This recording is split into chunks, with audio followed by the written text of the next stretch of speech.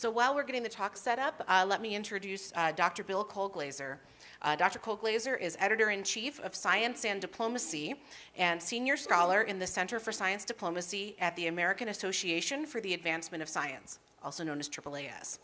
He served as the 4th Science and Technology Advisor to the Secretary of State from 2011 to 2014 to provide scientific and technical expertise and advice in support of the development and implementation of U.S. foreign policy.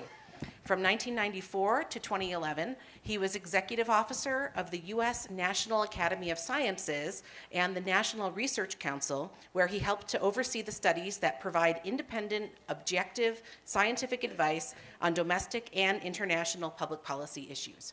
With that, I turn it over to you. Thank you. Thank you, Anna. Wait, hold on 1 second. Pause on with that. Let me reset the clock here. Okay. Now, and then the timing. Well, it's nice to be with all of you today. What I'm going to talk about is international collaboration for large projects. In fact, I'm going to focus on 4 things quickly in my 20 minutes. Why I and many other people have concluded right now in this century that it's really an imperative for every country to realize if you're going to stay at the forefront of a field in science, you're going to have to collaborate internationally. There's smart people in every country. Many other countries are making large investments in science, including in large facilities. And then briefly, I'll mention some of the successes and what you might call setbacks from efforts in the past, some of which we're still living with, particularly focusing on physics and astronomy, but also it's much broader than just our field. And then some of the challenges in promoting, building, and operating these large-scale international projects. And lastly, some lessons and insights for trying to maximize the opportunities we see for new projects that are in the pipeline and being thought about. Just to give you my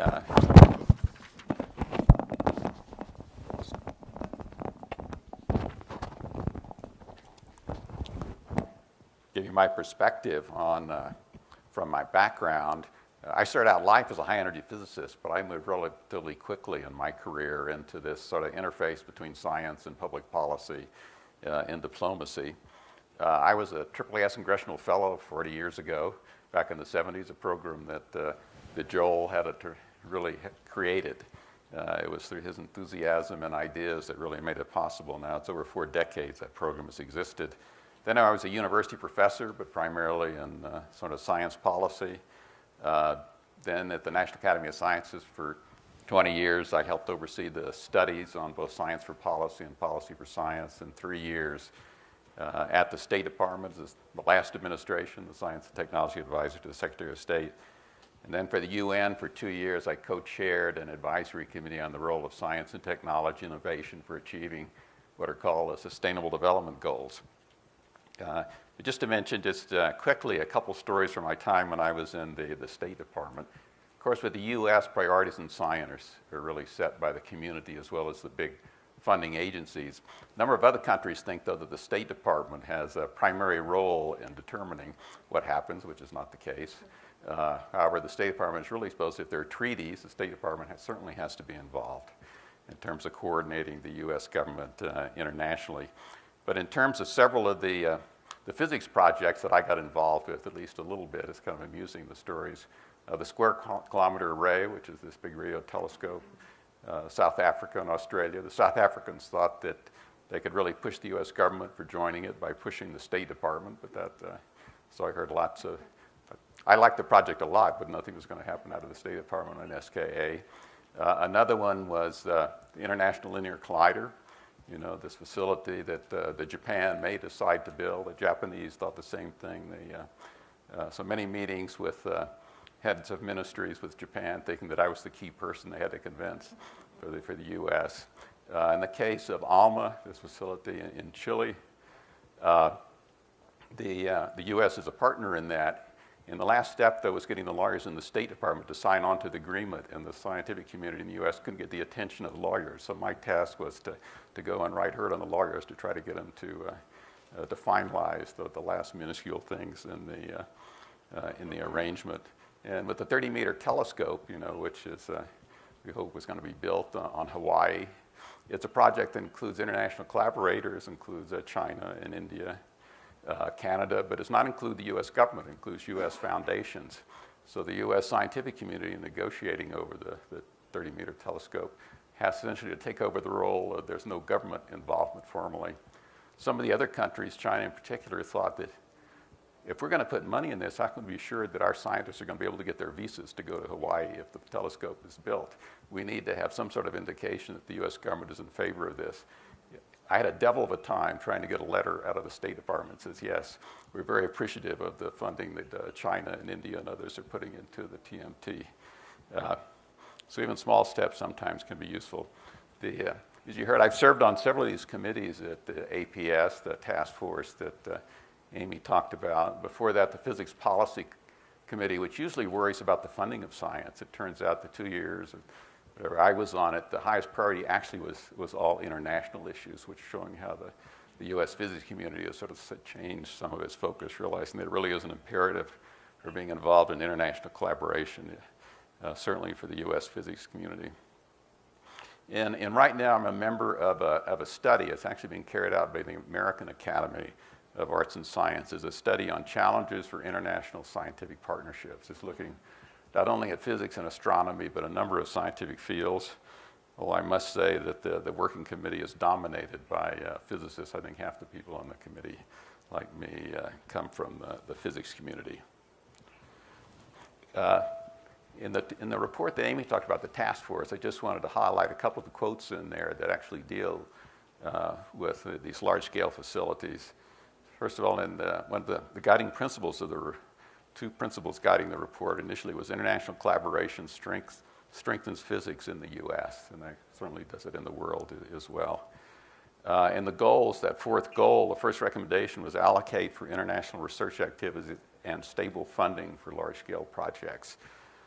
For recommendation number 2, promote and advocate for scientific mobility, visas, immigration policies, remove barriers to engagement, including proper balance between open scientific exchange and intellectual property and security concerns, which actually is turning out to be more of an issue for us to worry about these days. And just 2 other quotes. Amy mentioned that there was a survey of members, and the 5 top priorities on cross-cutting issues of APS members I've listed here. It's the same set: scientific mobility, long-term funding for international projects, justifying the national benefits of international collaboration, better efforts to do joint planning internationally of large projects, as well as advocacy between physics societies in different countries. And among the actions that were suggested was either having POPA, the national academies, do studies that addressed issues of the benefits of international collaboration and large-scale projects.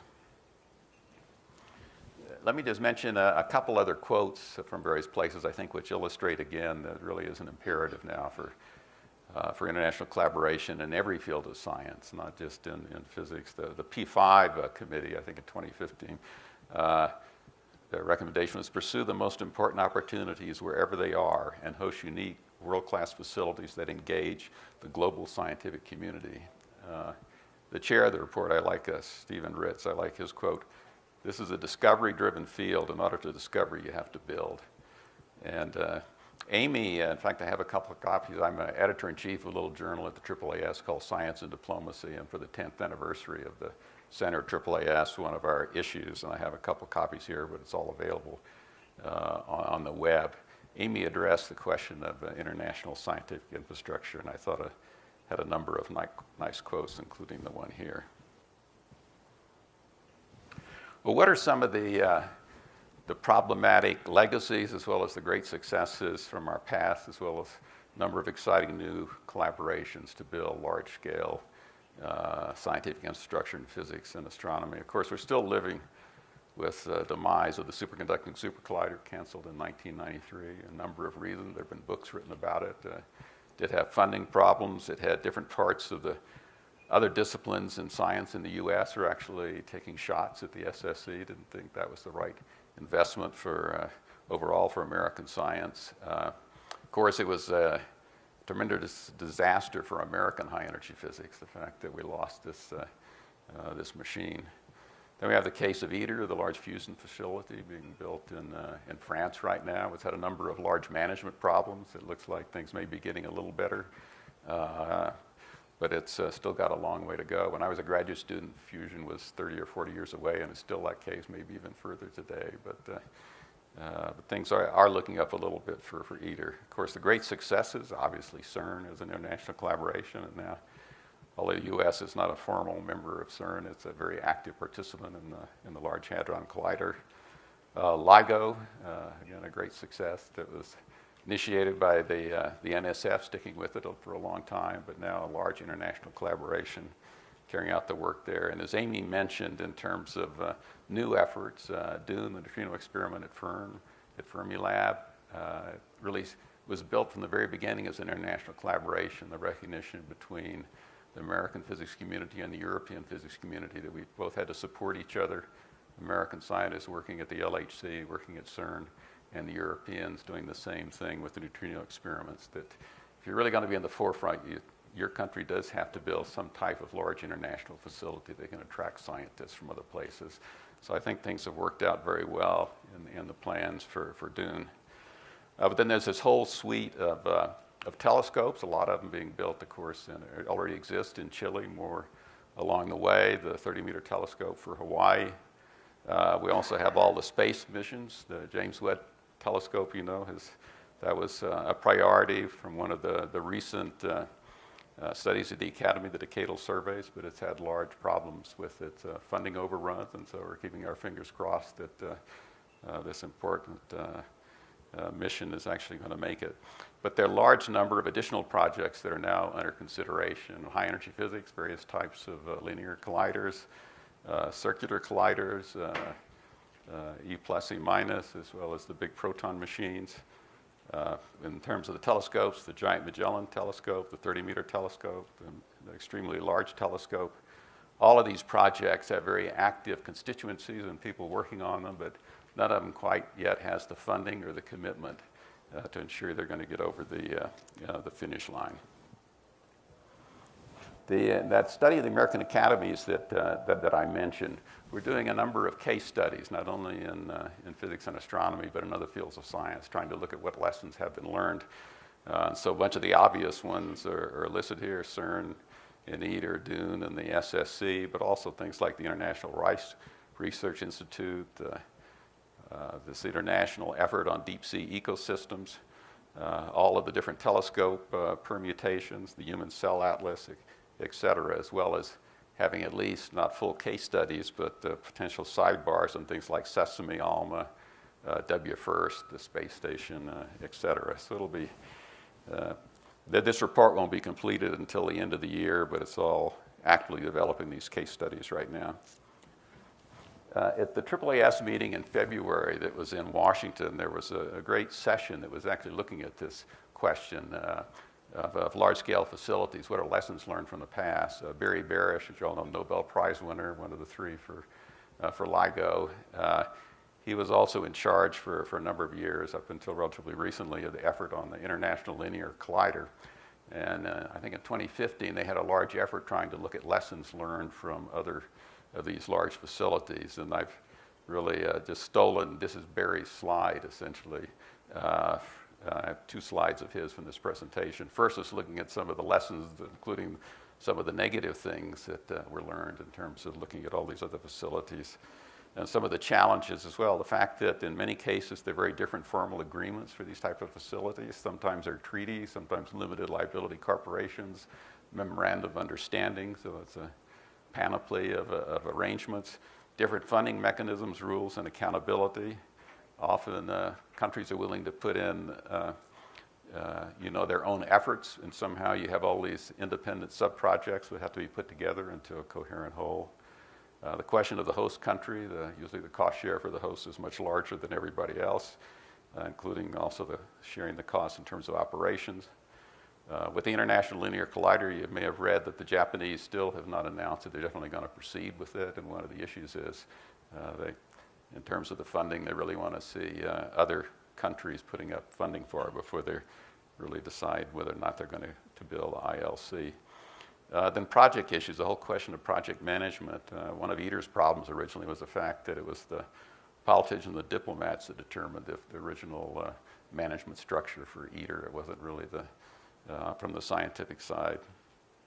So management issues has always been an important part. The stability and funding, the fact that the U.S. government funds things on a year-by-year basis. Other countries are worried that the U.S. might back out, and there were certainly threats of that in ITER, although it's interesting, ITER is the one case where the agreement was not written with the standard disclaimer from the U.S. saying contingent on funding each year.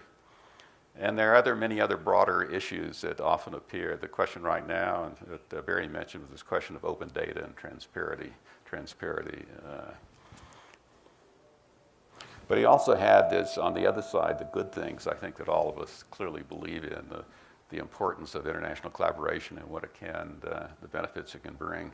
It certainly enables fantastic science. We've certainly seen that in the last couple of years. It reduces duplication of resources and facilities.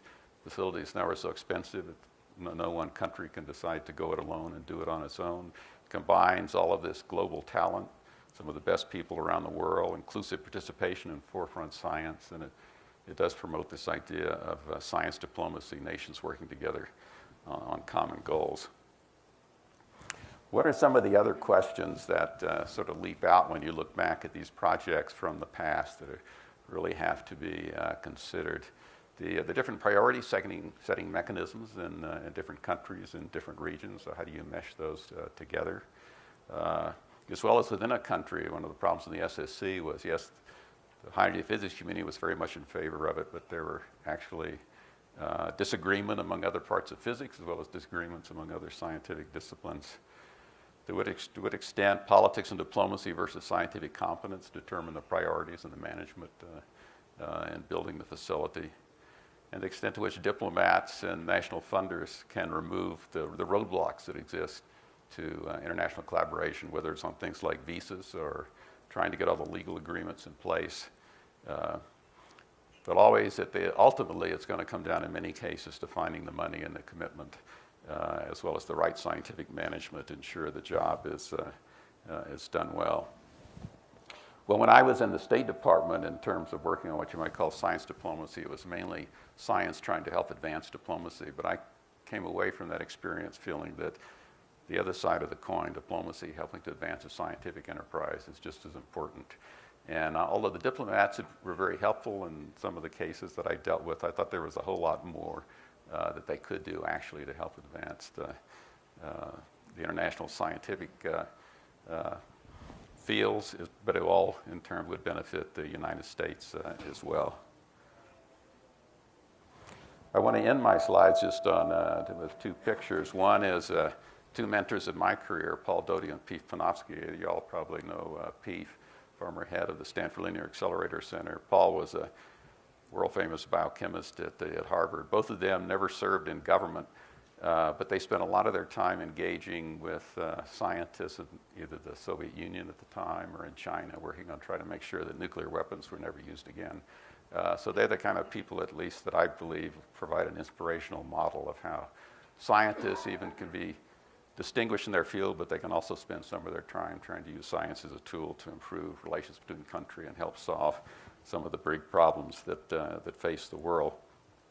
And my last one, I mentioned this little journal on science and diplomacy. It's not an academic journal, so no one is going to get tenure based on publishing in science and diplomacy, but it tries to bring together people who come either from science or come from the diplomatic foreign policy and are interested in what we can learn from each other from past experiences, as well as help chart the course of how science can be an enabler for advancing relations between countries, as well as trying to make the world a better place. So I think I ended just about on time, so I'll stop there.